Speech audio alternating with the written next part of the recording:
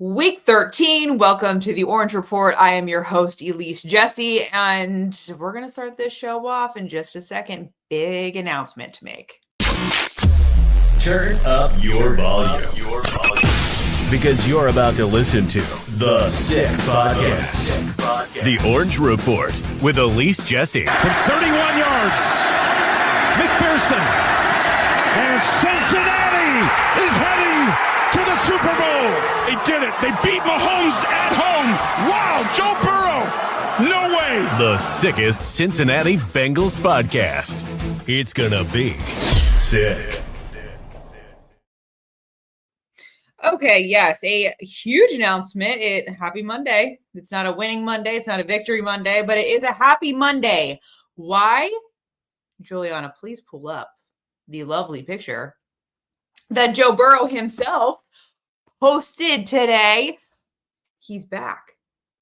I like seeing that picture because that usually means he's coming back from some kind of injury. So from him himself. And Zach Taylor also said in his press conference this afternoon that he fully expects Joe Burrow to suit up and take the field Thursday night, Thanksgiving night in Baltimore against the Ravens. If anyone can bring them out of this mess, I've said it before, it is Joe Burrow. Okay, so that's like that's the biggest news coming out of today. Interesting week because they just played on Sunday at home, lost to the Patriots. I felt like their defense, overall, their defense looked better yesterday than they have really all season. I was kind of watching it yeah, of course they made the same dumb mistakes, but I felt like there was the mistakes were still happening, but at a less frequent level, if that makes any sense. Usually you just see them whiff after whiff after whiff after whiff, but against the Patriots, we saw a couple of goal line stands. I mean, I was like, all right, where has this been all year? I'm liking seeing it today, but I would have liked to see it earlier. And I've said that about different portions of this team all season long. I would like to see it earlier. Chase Brown clips 100 yards. I mean, I am certainly so happy that they have not abandoned the run just yet. What I really, really, really am sad about, honestly, for the Cincinnati Bengals, mainly T. Higgins, because he's just he's such a great football player, number one, but number two, he is a fantastic person. He is so kind and just personable, and he's one of those guys that really, I have not been able, since he came into the league, I have not been able to detect a real ego from that guy. He just does not present like that, and it's so cool to see because usually guys who are really good and come into the league, the first couple of years you don't see the ego, but after a couple of years and after they get some accomplishments under the belt, you start to see that ego kind of rear its ugly head.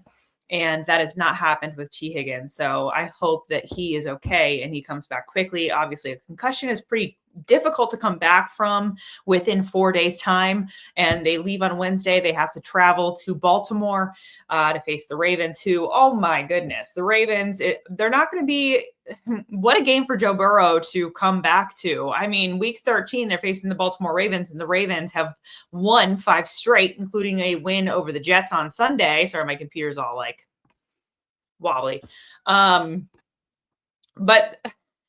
the Ravens are an interesting team this season. I think they've just struggled early on. Yes, they've won 5 straight, but Lamar Jackson is just playing like a shell of himself. I don't think he has more than 2 runs over 10 yards for 10 yards or more, which is very unlike him.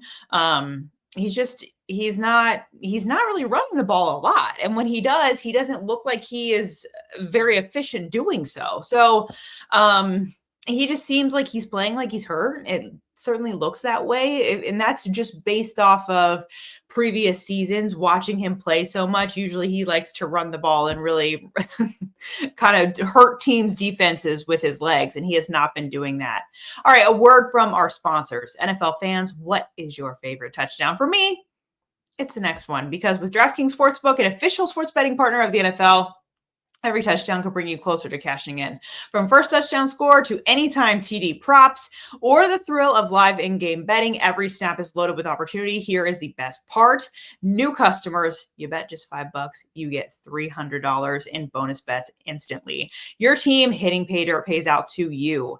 Download the DraftKings Sportsbook app and use code SICKSPORTS. That is code SICKSPORTS for new customers to turn $5 into $300 in bonus bets if your bet wins. In partnership with DraftKings, the crown is yours. Gambling problem? Call 1-800-GAMBLER. In New York, call 877-8-HOPE-NY or text HOPE-NY 467-369. In Connecticut, help is available for problem gambling. Call 888-789-7777 or visit ccpg.org. Please play responsibly. On behalf of Boot Hill Casino and Resort in Kansas, fees may apply in Illinois. 21 and over. Age and eligibility varies by jurisdiction. Void in Ontario. Bonus bets expire 7 days after issuance. See sportsbook.draftkings.com/promos. NFL Sunday ticket offer for new subscribers only and auto renews until canceled. Digital games and commercial use excluded. Restrictions apply. Additional NFL Sunday ticket terms at youtube.com/go/NFL Sunday ticket/terms. Limited time offer. All right. So the Ravens defense has also been interesting as well. Ever since they got smashed by the Texans 44-10, they have not allowed an opponent. Let me just double check my work here. They have not allowed an opponent to score more than 20 points in a game in the last 6 weeks. So their defense has kind of like locked down. That'll be interesting. No T. Higgins. Jamar Chase is back in the building. He is back with his team and expected to play alongside his favorite quarterback, which is Joe Burrow, his bestie. So how that dynamic looks out there against this Ravens defense is certainly going to be interesting. The Bengals overall haven't seen a win since the last time they played on a Thursday night, which was against the Steelers. They won that game, but haven't won in over a month. So it's been a long month. Been a long one. But maybe we could see some fun on Thanksgiving. Maybe Bengals fans can see their team get their 4th win of the season in week 13. Lord.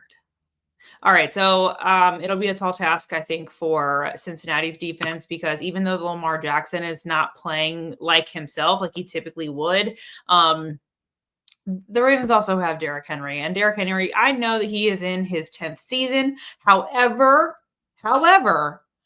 I believe that there are just players who are complete unicorns. I know like the average player lasts in the league about 5 years, right? But there are players who just last in the league who last longer, who take care of their bodies the right way and are able to continue playing into double-digit years. Derrick Henry is like 130 yards shy of eclipsing 1,000 rushing yards on the season. He's been dangerous, even though Lamar Jackson has not been. They have been able to rely on his rushing attack to move the ball. And the Bengals are going to have a tall task in stopping that. It'll be interesting to see. They don't have Trey Hendrickson. Trey Hendrickson, as I understand it, has been ruled out for Thursday night. So Cam Taylor-Britt is not as obviously on IR as we found out last week. So it's going to be an interesting game. There are a lot of key pieces missing for the Cincinnati Bengals, both on defense and offense. And yes, they have their franchise, the face of the franchise coming back, but they're also missing quite a few puzzle pieces. So it's going to be interesting to see how this Thursday night game goes. I am just hoping, like, I no longer expect a win. Let's just be very clear about that. And I don't think Vegas does either. I mean, right now, last time I checked DraftKings Sportsbook, the Bengals were at +7 point underdogs. I don't think anybody is really expecting the Bengals to win any longer going throughout the rest of the season. Neither do I. I'm just hoping that this game on Thursday night is competitive. Would I love to see the Bengals win on Thanksgiving? Of course I would. Yes, that would be just so fun. It would be lovely to talk to y'all about a win. I would enjoy that just as much as you would. However, I am not going to get my hopes up, because every time I do, that's the thing with expectations. I never put expectations on things or people, because I always get disappointed when I do that. So I'm just going to hold back on that. Okay. I'm going to hold back that expectation of seeing them win. Do I hope? Sure. Do I expect it? Absolutely not. Now, Am I surprised that Zach Taylor is bringing Joe Burrow back? No. You'll hear in the national media how they're talking about, a guy, having a significant injury like turf toe and having it be such a significant injury that he has to have surgery on it to come back. As soon as he they're calling it, some are calling it irresponsible. Some are saying that he's only coming back to save Zach Taylor's job. I don't totally disagree, but I think if Joe Burrow says that he is good to go, I believe him. He seems, when Jamar Chase calls that guy a psychopath, I totally believe him 100%. I feel like Jamar Chase can almost like speak for Joe Burrow in a way because they're that close. And the reports come from Jamar Chase that Joe Burrow has been working his tail off and has not even slowed down at all. He has been working to come back. And so I'm not totally surprised that he's coming back this early, but we've also seen Joe Burrow come back from like multiple injuries over the years. And so that I think that's why it's not really surprising for me.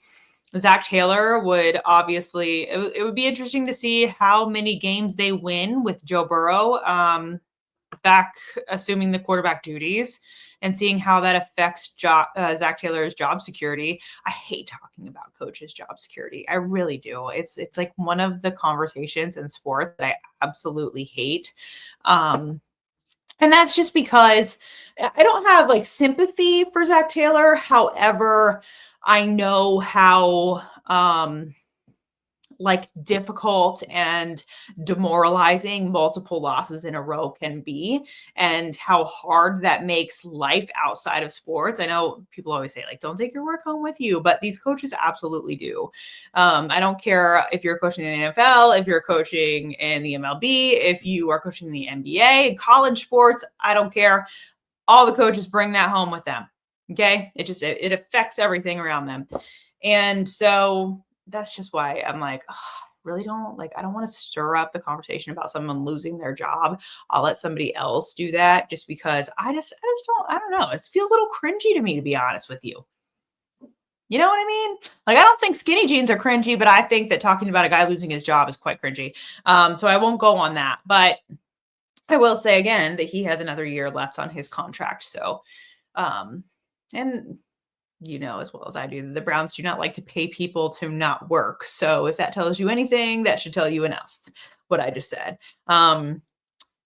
He's 49-60 overall. However, he's 5-2 in the playoffs. So I don't know if that buys Zach Taylor a little bit more rope.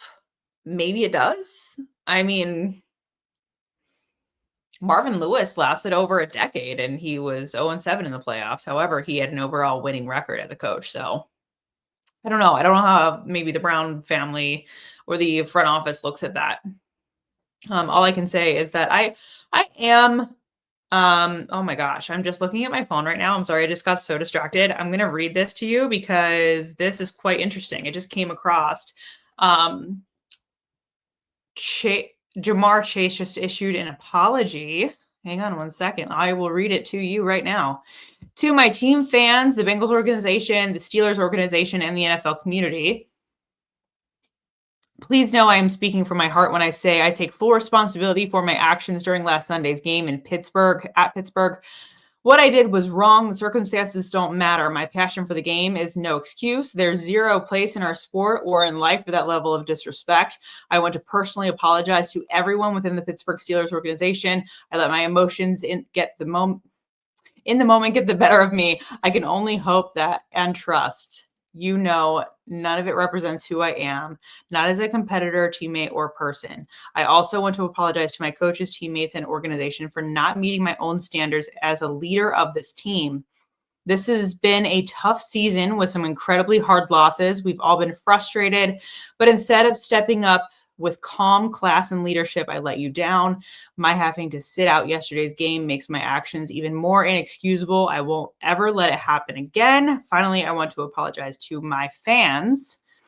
I do not take anyone who wears my jersey for granted. I do not take my position as a role model lightly. As someone who strives to lead with character and authenticity, I should have taken immediate accountability for what happened. I'm committed to earning back your respect. like that. Not just with words, but with my actions day after day on and off the field. I promise to keep learning from this and set a higher standard for myself moving forward with respect, Ja'Marr Chase. I like the apology though. I wish it would have come sooner. Wish it would have come last week. But I believe him.